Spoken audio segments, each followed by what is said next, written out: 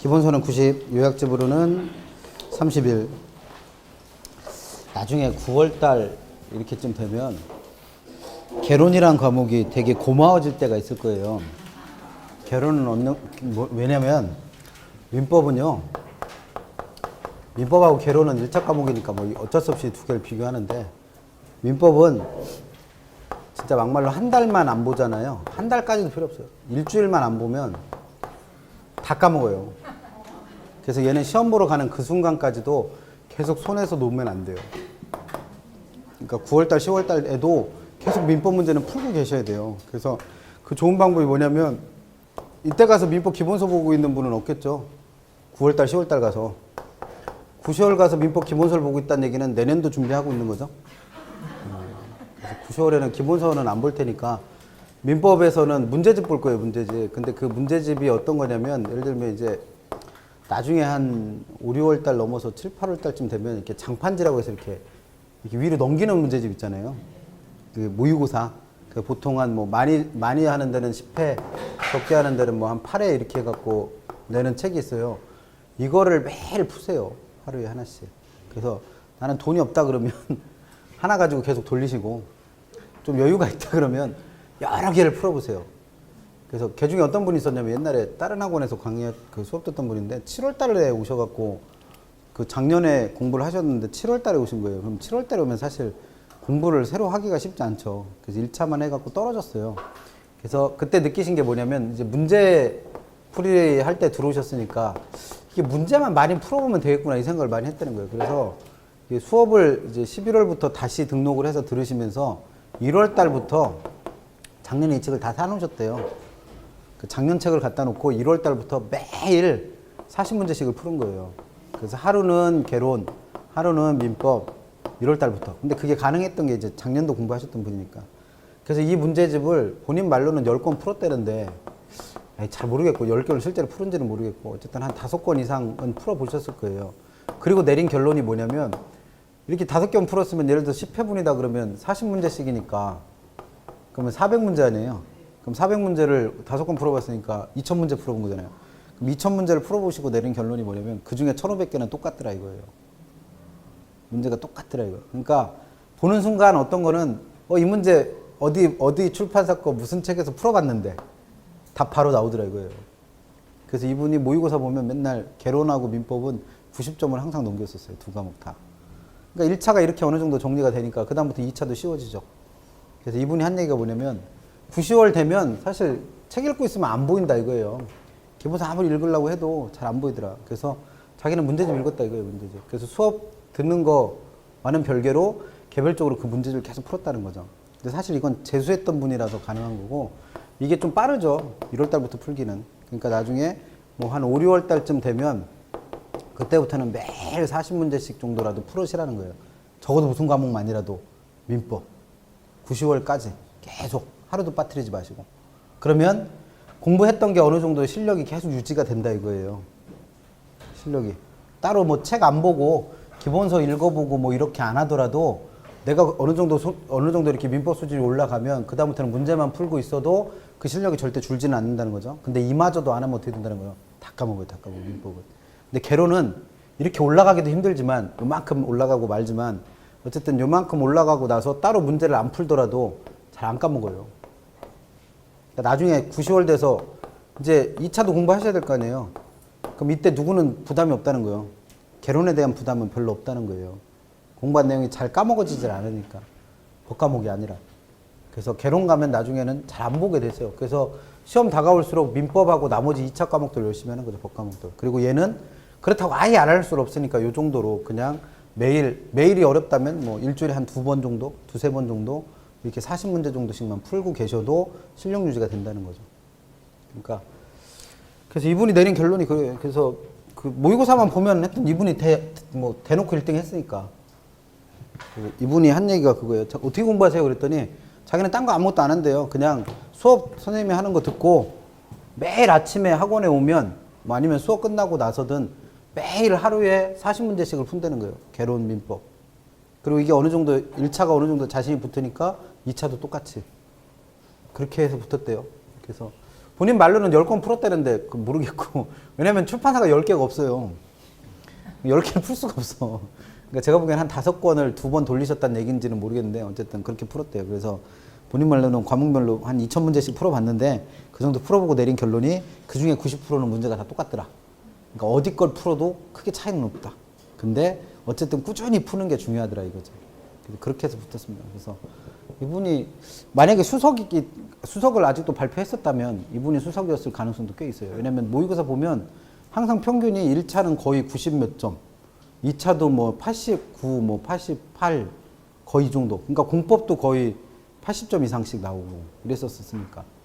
그래서 하여튼 당연히 합격하셨고요. 그래서 그분이 한 얘기가 그예요. 문제 풀라는 얘기를 많이 좀 해주시라고. 자기는 그렇게 했다고. 근데 뭐 지금은 문제 그리고 다 어떻게 생각하는 거예요? 문제는 한참 뒤에나 푸는 거로 알고 있죠. 왜? 내용도 모르는데 뭔 문제예요? 이렇게 생각하시잖아요. 내용을 모르니까 문제를 푸는 거예요. 내용을 모르시니까. 그러니까 제일 많은 착각을 하시는 게 내용을 다 알면 문제는 술술술 풀릴 거다. 일단 내용을 다 알 수가 없어요. 시험 보러 갈 때까지. 그러니까 일단 그게 문제인 거고. 그 다음 내용을 알아도 문제를 풀어본 적이 없으면 내가 책에서 본 대로 문제를 내진 않잖아요. 당연히 어렵죠. 그러니까 그 문제를 많이 풀어 없어요. 지금 풀 수 있는 문제는 뭐밖에 없으니까 기출문제집밖에 없잖아요. 그러면 기출문제집은 한 달에 한 번씩은 돌리셔야지. 1차 과목 같은 경우에 2차는 나중에 풀더라도. 그래서 그렇게 하세요. 그래서 문제를 많이 푸시는 게 좋을 것 같습니다. 그래서 9, 10월 달 가면 민법은 꾸준하게 매일매일 40문제씩을 그렇게 해서 푸시고 옛날에 풀어봤던 문제든 뭐든 간에 매일매일 그렇게 해서 한 40문제씩 푸시고 개로는 한 일주일에 한두 개? 한두 개? 그렇게만 하셔도 충분하다는 거죠. 그렇게 해서 2차 공부할 시간을 많이 확보를 하세요. 그때 가면. 그래야지 붙을 거 아니에요. 90페이지 가시면 수요법칙 나옵니다. 그래서 기본서는 90페이지 있고 요약집은 31페이지에 있죠. 수요법칙인데 수요법칙이라는 건 그냥 가격이랑 수요량이라는 게 무슨 관계인가? 이걸 설명하는 게 수요법칙입니다. 그 요약집의 31페이지 보시면 가격과 수요량의 관계를 표에다 정리해놨죠. 박스 안에다가. 그게 제일 중요해요. 그래서 시장에서 수요량 증가합니다. 그러면 살려는 사람들이 많아졌으니까 경쟁 통해서 가격은 올라가겠죠? 그럼 가격이 비싸지면 어차피 내 호주머니에 있는 구매력은 정해져 있는데 비싸지니까 못 사죠. 수요량은 감소할 거예요. 그럼 수요량이 감소하니까 살려는 사람이 없어지는 만큼 가격은 떨어지겠죠, 뭘. 그럼 가격이 떨어지면 내 돈 갖고 살 수 있는 물건이 그만큼 많아지겠죠. 그럼 수요량은 증가합니다. 그럼 수요량이 증가하니까 또 가격은 어떻게 되겠어요? 올라가겠죠. 그래서 이 관계가 계속 반복되는 게 이제 가격과 수요량의 관계인데 이 관계를 전부 다 수요법칙이 성립한다라고 말하느냐? 그건 아니죠. 수요법칙이 되려면 가격이 먼저 변해서 수요량이 변할 때. 이거 좀 있어 보이게 말하려면 가격이 무슨 변수? 독립변수. 수요량은 종속변수일 때 수요법칙이 성립하는 거예요. 그러면 여기서는 수요량이 늘어서 가격이 올라가는 거에서는 수요량이 먼저 변해서 가격이 변하는 거니까 수요법칙이라고 하지 않는다는 겁니다. 우리가 수요법칙이라고 부르는 건 어디? 가격이 변해서 수요량이 변하는 여기에서 성립되는 게 수요법칙이에요. 그럼 마찬가지로 여기도 수요량이 변해서 가격이 변하고 있는 거니까 이건 우리가 얘기하는 조건에 안 맞죠? 그럼 얘는 수요법칙이라고 하지 않는다는 얘기고 수요법칙이라 부르는 건 여기입니다. 여기. 그래서 요 두 개 네모 박스 안에 쳐놓은 요 둘 관계에서 성립되는 게 무슨 법칙이다? 수요법칙입니다. 그러면 이 수요법칙이라는 걸 정리해보면 수요법칙이라고 하는 건 어떤 내용을 담고 있는 법칙이에요? 가격이 변해서 누가 변할 때? 수요량이 변할 때는 가격이 올라가면 수요량은 반대로 감소하고 가격이 떨어지면 수요량은 반대로 증가한다. 이런 내용을 담고 있는 법칙을 뭐란다? 수요법칙이라고 부릅니다. 그럼 얘가 수요법칙이 성립하지 않는 이유는 수요량 변해서 가격이 변한 것도 있지만 이 두 개는 어떤 방향으로 움직여요? 같은 방향으로 움직이잖아. 같은 방향. 그러니까 수요법칙을 안 부르는 거예요. 그래서 우리가 수요 법칙이라 부르는 건 이와 같이 가격이 변해서 수요량이 변할 때, 즉 가격과 수요량이 반대 방향으로 움직이는 관계를 갖고 있을 때, 즉 무슨 관계일 때? 반비례 관계일 때 성립되는 게 무슨 법칙이다? 수요 법칙입니다. 그럼 여기서 시험 문제 낸다고 한다면 수요 법칙이 뭡니까? 이렇게 물어본다는 거예요? 아니면 가격과 수요량은 비례 관계냐 반비례 관계냐 이걸 물어본다?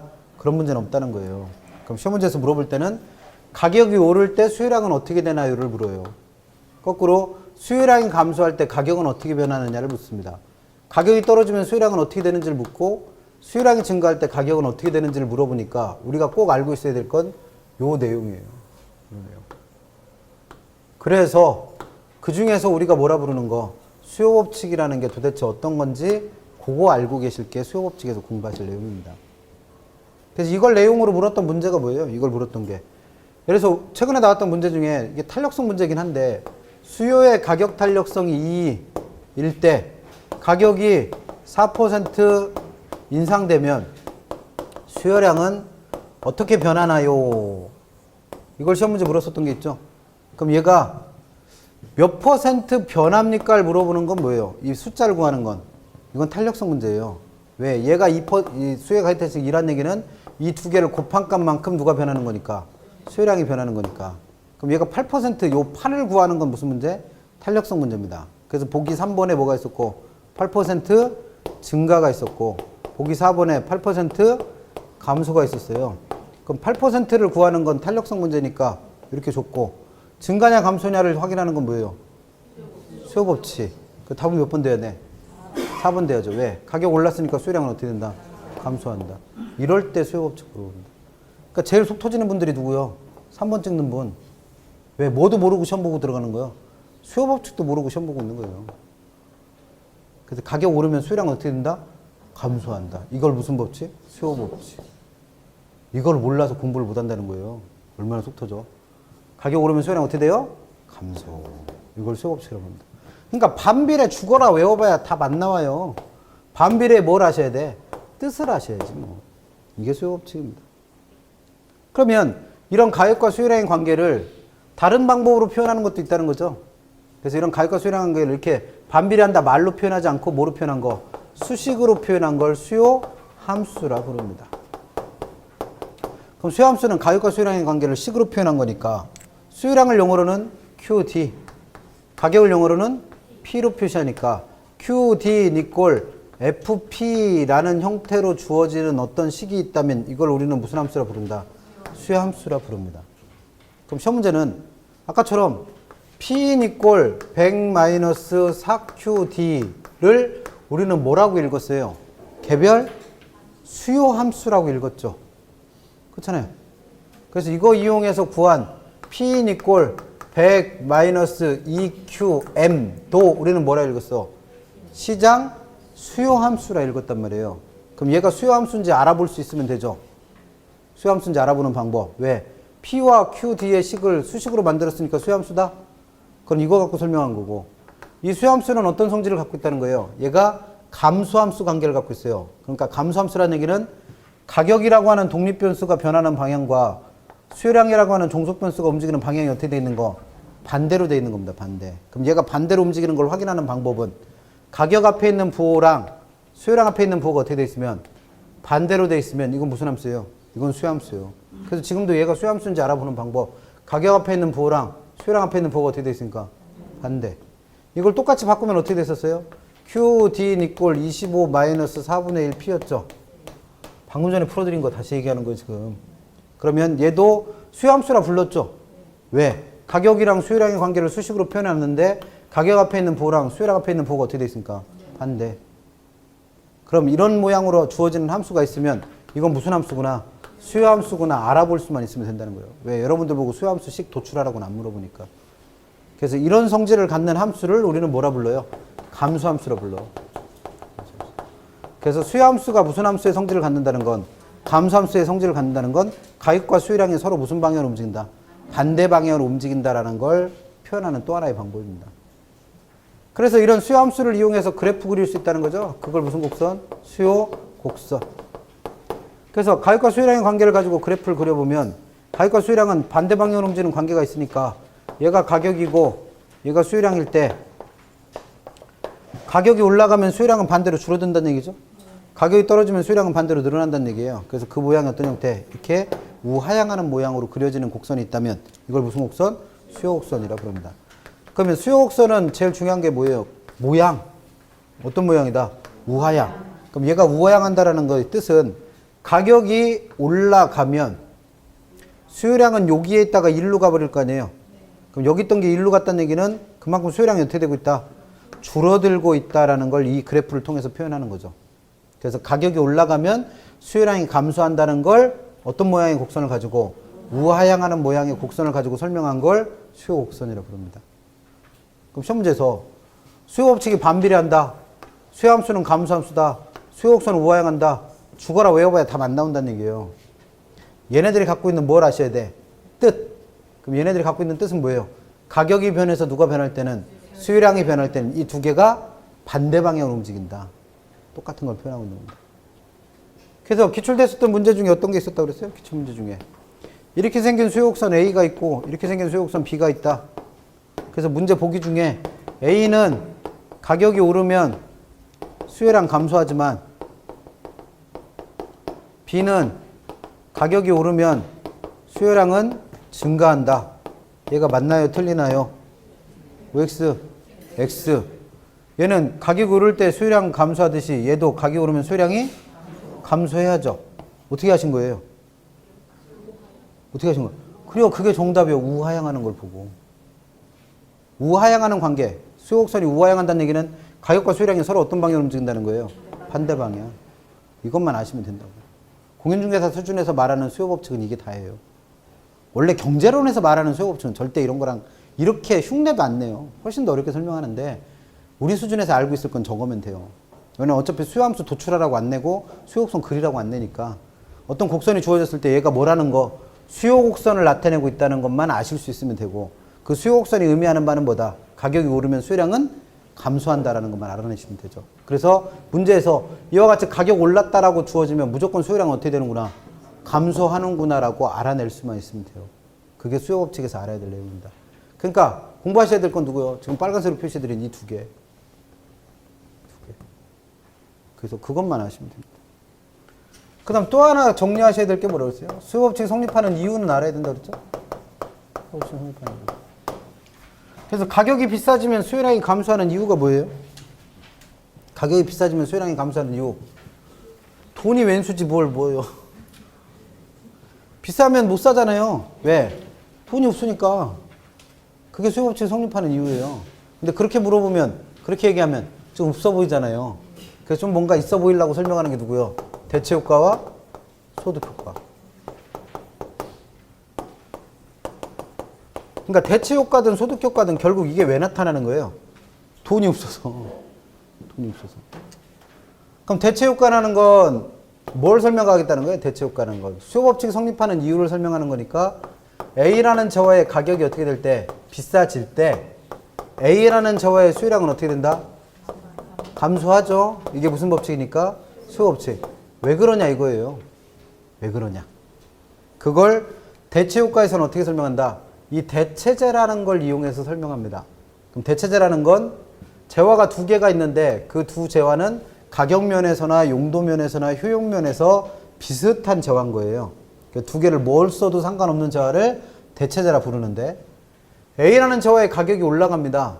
그럼 A와 대체적 관계에 있는 또 다른 재화의 B는 가격이 실제로 변한 적이 있다 없다? 없다는 얘기예요. 근데 누구랑 비교해보니까 A랑 비교해보니까 얘는 상대적으로 가격이 싸다고 느낀다는 거예요.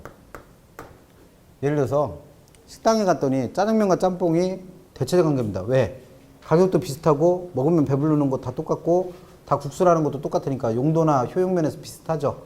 근데 갔더니 어느 날 짜장면 가격이 5,000원 하다가 10,000원으로 오른 거예요.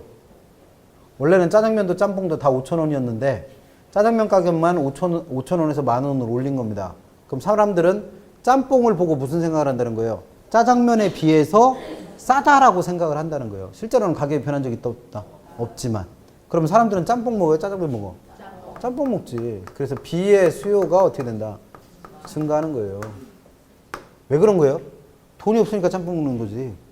난 돈에 제한이 없다면 뭐 먹어? 내 취향대로 짜장면 먹겠지. 돈이 없으니까 그래요. 그러면 B의 수요량이 늘어나면서 짜장면의 수요는 그만큼 어떻게 된 거예요? 줄어든 거잖아요. 이걸 무슨 효과? 대체 효과. 그러면 문제에서 대체 효과가 뭔지 설명하세요?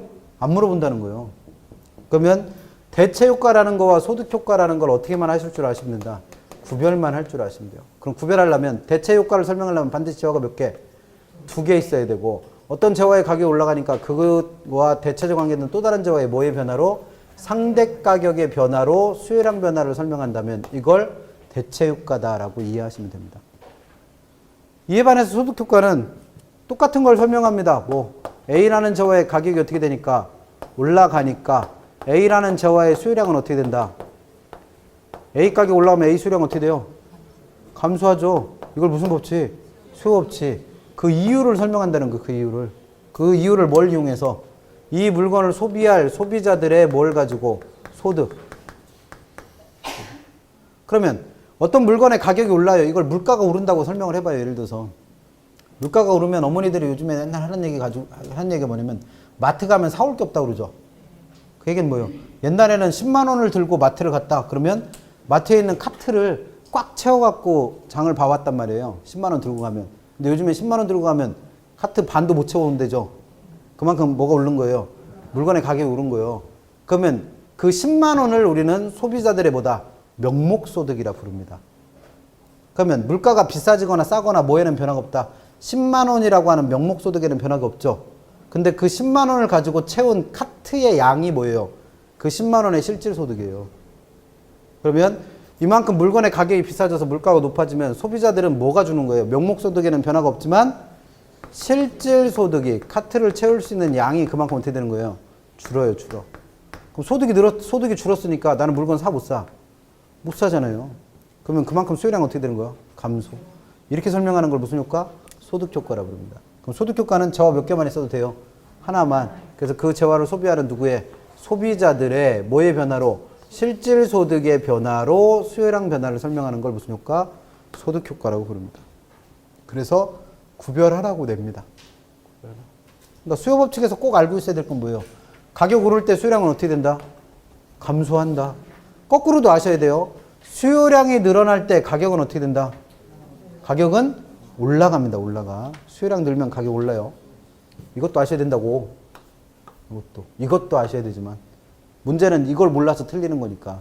그래서 그거 정리해 두시고 그중에서 수요 법칙이라 부르는 게 어딘지 정확하게 아시고 수요 함수를 알아보는 방법, 수요 곡선 알아보는 방법만 아시면 되고 그 다음에 수요 법칙이 성립하는 이유, 대체 효과와 소득 효과 구별할 줄 아시면 됩니다. 이게 수요 법칙에서 공부할 거 다예요. 그럼 똑같은 얘기는 어디도 있다? 공급에도 있겠죠. 그럼 공급 법칙도 누구와 누구와의 관계를 가격과 공급량의 관계를 설명하고 있는 법칙이겠죠. 뭘? 그럼 일단 가격과 공급량이 어떤 관계인지를 알아야겠죠. 그래서 요약집 몇 페이지에? 요약집에 32페이지인가요? 32페이지에 있는 그 박스 안에 있는 내용은 아셔야 된다는 거죠. 그래서 시장에서 공급량이 늘어납니다. 그럼 물건이 흔해진다는 얘기죠. 그럼 가격은 떨어져요. 그럼 가격이 떨어지면 공급자들은 이거 팔아도 돈 안 되죠. 그러니까 공급량을 어떻게 해? 줄여. 그럼 공급량이 줄어드니까 물건이 부족해지니까 가격은 그만큼 올라가겠죠. 그럼 가격 올라가면 공급자들은 자기가 버는 이윤이 그만큼 커지니까 공급량을 늘릴 거라는 거예요. 그럼 공급량 늘어나니까 또 가격은 어떻게 돼? 하락하겠죠. 이 관계가 계속 반복되는 게 가격과 공급량의 관계입니다. 그럼 여기서도 마찬가지로 공급 법칙이라 부르는 건 반드시 가격이 먼저 변해서 공급량이 변할 때. 그래서 가격을 독립변수로 하고 공급량을 종속변수로 할 때 성립되는 게 공급 법칙입니다. 그럼 이 부분은 공급 법칙을 한다, 안 한다? 안 한다는 얘기예요. 그럼 우리가 공급 법칙이라 부르는 건 가격이 변해서 공급량 변할 때, 가격이 변해서 공급량 변할 때만 공급 법칙이 성립한다라고 말을 한다는 거죠. 그럼 여기서도 우리가 알아야 될 건 가격 오를 때 공급량은 어떻게 되고 가격 떨어질 때 공급량은 어떻게 되는가 이것도 알아야 되고 반대로 공급량이 늘어날 때 가격은 어떻게 되고 공급량이 줄어들 때 가격은 어떻게 되느냐도 알아야 문제를 풀죠. 그래서 그거 기억하시면 돼요. 그래서 이걸 정리해서 우리가 공급 법칙이라 부를 때는 어떤 내용을 담고 있는 법칙이다? 가격이 변해서 누가 변할 때는 공급량이 변할 때는 보니까 어떤 방향으로 움직인다는 거예요. 같은 방향으로 움직이죠. 그래서 가격이 올라가면 공급량도 증가하고 가격이 하락하면 공급량도 같이 감소한다라는 법칙을 무슨 법칙? 공급 법칙이라고 부릅니다. 이 별거 아닌 걸 가지고 문제를 못 풀어요. 왜? 비례관계만 죽어라 외우니까 답이 안 나오죠. 뭘. 그래서 알아야 될 건 뭐예요? 가격 오를 때 공급량은 어떻게 되고 공급량 증가할 때 가격은 어떻게 되는가. 그래서 우리 문제 풀 때 어떤 거 있었어요? 공급량이 증가할 때, 공급이 증가할 때 수요가 비탄력적일수록 가격은 더 오른다. 이런 문제 있었죠? 그런 게 있었어요, 이런 게. 가격 신축성이라고 있었어요, 이런 게. 그래서 두 가지 확인하랬죠? 첫 번째 뭐 확인하시라? 오르는가 내리는가. 그럼 이거 오르는가 내리는가 확인하려면 어떻게 하면 돼요? 공급이 증가한다며요. 그럼 공급이 증가하면 공급량 늘어난 거죠? 그럼 물건이 흔해졌으니까 가격은 어떻게 돼? 올라요? 내리지. 그러려니까 뭘 알아야 돼? 공급 변할 때 가격 어떻게 변하는지 알아야 문제를 풀죠. 이런 거. 안 되는 건 이것 때문에 안 되는 거예요, 다. 수요법칙, 공급법칙에서 가격 변할 때 수요량 어떻게 변하고 공급량 변할 때 가격 어떻게 변하는지를 모르니까 못 푸는 거예요. 비례, 반비례를 몰라서 틀리는 게 아니고. 엉뚱하게 공부하는 거죠, 그러니까. 비례는 까먹지도 않아. 그래서 공급법칙을 다른 말로 뭐라고 부른다는 거예요? 가격과 공급량이 무슨 관계에 있다? 그거 봐, 까먹지도 않아, 이거는. 근데 가격 변할 때 공급량 어떻게 변해요? 그럼 멍하고 있어. 공급량 변할 때 가격은 어떻게 변해요? 더 몰라. 그러니까 문제가 안 풀리는 거죠, 당연히. 그래서 뭘 공부해야 될지 정확하게 아시라는 거예요. 뭘 공부해야 될지. 그래서 이거를 다르게 표현한 것 중에 하나가 뭐예요? 공급 함수죠, 뭘. 그러면 공급 함수는 가격과 공급량의 관계를 수식으로 표현한 거니까 공급량 QS는 가격 P와 일정한 함수 관계에 있다. 이런 식으로 주어지는 게 뭐라는 거예요? 공급 함수예요. 그러면 지금 얘기한 대로 가격과 공급량은 같은 방향으로 움직이는 비례 관계에 있으니까 그 비례 관계를 표현할 때는 어떻게 하면 돼요? 가격 앞에 있는 부호랑 공급량 앞에 있는 부호가 어떻게 되는데? 같으면 되죠, 뭘.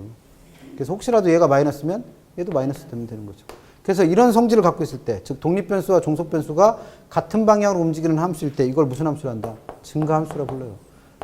까먹지도 않아, 증가함수 이런 것들은. 근데 중요한 건 뭐예요? 함수를 알아보는 방법이 중요한 거예요. 함수를 알아보는 방법.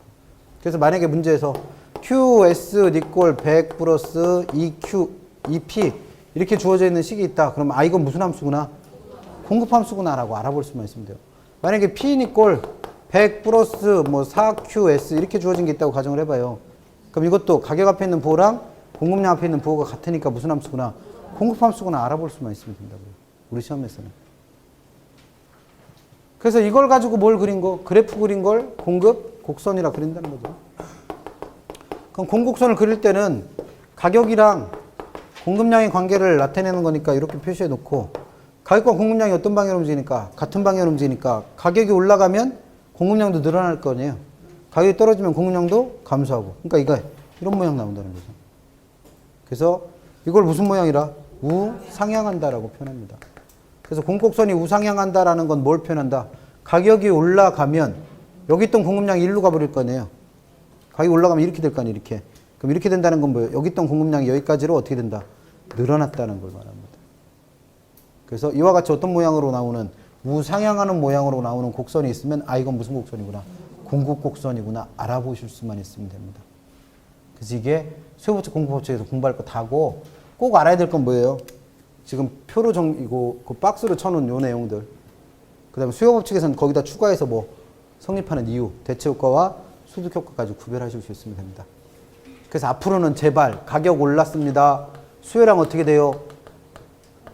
증가해요 라는 말은 절대 안 나왔으면 하는 게 바람이죠. 마찬가지로 가격 올랐어요. 공급량은 어떻게 돼? 증가합니다. 그래서 공급량 감소합니다. 이런 말 안 나오면 좋겠다는 거죠. 이게 결국 수요법칙 공급법칙이니까. 거기서 한 발 더 나가면 어떻게 되는 거예요? 공급량이 늘어요. 그럼 가격은 어떻게 돼요?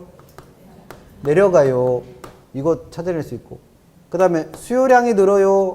그럼 가격은 어떻게 돼요? 올라가요. 이것만 알 수 있으면 된다는 거예요. 그래서 1월 달부터 사실은 이렇게 설명하고 싶어요. 그냥 가격 오르면 수요량 어떻게 돼요? 감소. 외우세요. 가격 올라가면 공급량 어떻게 돼요? 증가. 외우세요. 못 외우면 문제 못 풀어요. 근데 계속 그렇게 얘기하는데도 어떤 분들이 꼭 있어. 가격 올랐어요. 수요량 어떻게 돼? 증가. 이런 분들이 꼭 있다고. 제발 이 이후로는 그런 일이 없도록 했으면 좋겠습니다. 그거 갖고 문제 푸는 거예요. 그래서 여기까지가 수요 공급 이론 배울 때 말 그대로 기본 중에 기본입니다. 그래서 여기에다 이제 뭘 하셔야 돼? 응용을 하셔야겠죠. 그 응용되는 부분이 다음 주부터 할 내용들이에요.